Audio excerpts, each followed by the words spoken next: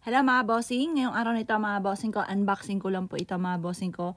Dumating na ito, ay, yun nga pala nasa gazebo, hindi ko nakuha gabi na, bukas na lang.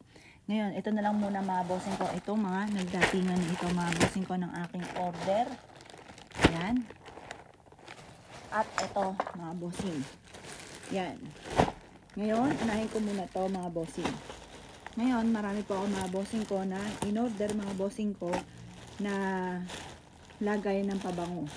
Ngayon, ito ay 804.90. Yan, tingnan natin kung ano to. Tingin ko lagayan to ng pabango. Opo, tama. Yan, 804.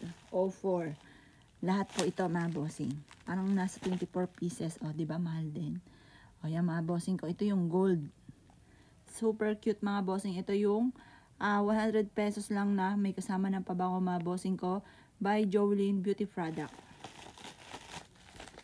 Tapos, ito naman. Hindi ko rin alam kung ano po ito. Pero karamihan mga bossing ko sa mga in-order ko ay mga bote po ito. Bote din, tapos bote rin yung nandoon mga bossing ko sa may gazebo sa labas.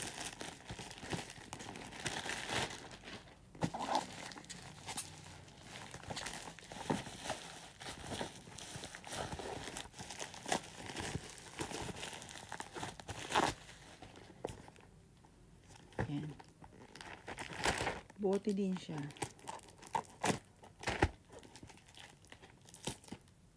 Ito po siya.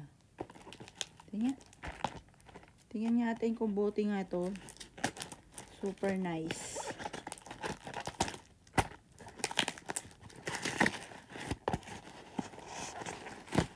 Yan. Dami tayong bote. O, yun. Ito nga. Ito naman, rose gold. O, yan po. Rose gold. Yung isa gold. Yan. Alam ko karamihan to bote. Ito, ewan ko kung ano to. Ito ay nagkakahalaga ng 389 pesos. Kaya lang mag-ingat kayo mga bossing kasi minsan. Eto. Ito yung napanood ko sa TikTok. Tapos, babasain siya dito. Ito, babasain po siya. Tapos may sumisibol dito na bulaklak at saka halaman. Ayan, babasain ko siya. Bukas natin itatry. Wala po siyang amoy. Yan, try ko to sa TikTok to, usong-uso yan. Yan, bukas na yan. Tapos ito, hindi ko rin alam kung ano po ito.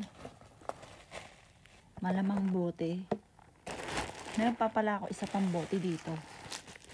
Ito po, yung ganito nating kalaki, 180 pesos. 180 pesos.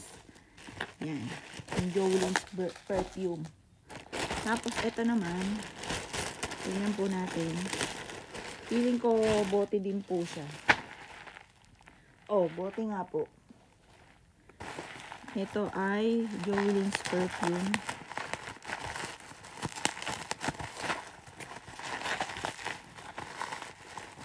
Ito, kulay gold naman siya. Ganun din, yung kagaya ng isa kanina. Yan, ari. Kulay gold naman. Di ba ang ganda? Yan po yung i-unboxing natin ngayon. Kasi, marami pa akong tambak doon na sa gazebo. Nandun nga po sa may parking namin. Doon ko muna siya inilagay kasi parang maalikabok po siya. Pero feeling ko, bote rin po siya. Yung mga mga bossing. Yung mga nandoon. Ngayon pa mga bossing, kapakita ko lang to.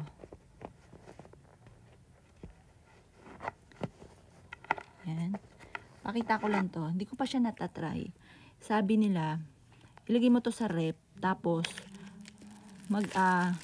mami-maintain mga bossing ko yung lamig. Halimbawa ng alak. Yun. Mami-maintain yung lamig po niya. Basta ilagay mo to sa rep. Yan. Isang ganito po siya. Oh. Nakita ko lang to. Hindi ko pa siya natatry. Tapos, ito, nakita ko lang din to kasi madalas, nagninenok lang ako mga bossing ko ng toothpick doon sa kinakainan namin restaurant. Yan. Ngayon, bumili na ako ng ganito.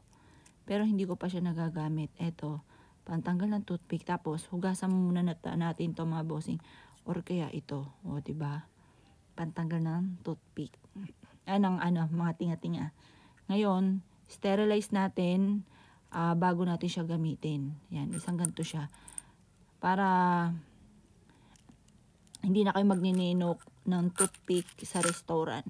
Kasi yung malapit do sa tissue, di ba? Yun, diba ito yung tissue, tas ilalim ng toothpick. Kinukuha ko na lahat yun para may pan-toothpick ako.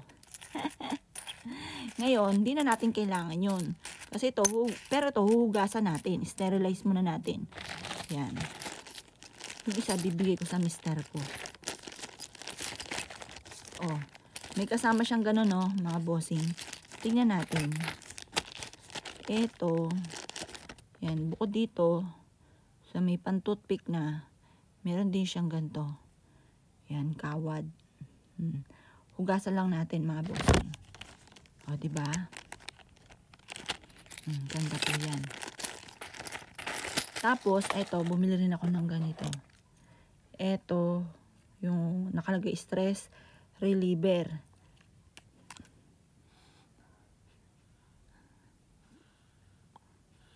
Pag nagaganto ako mga bossing, nabili ko to, self-lab, nakalagay dito. Self-lab.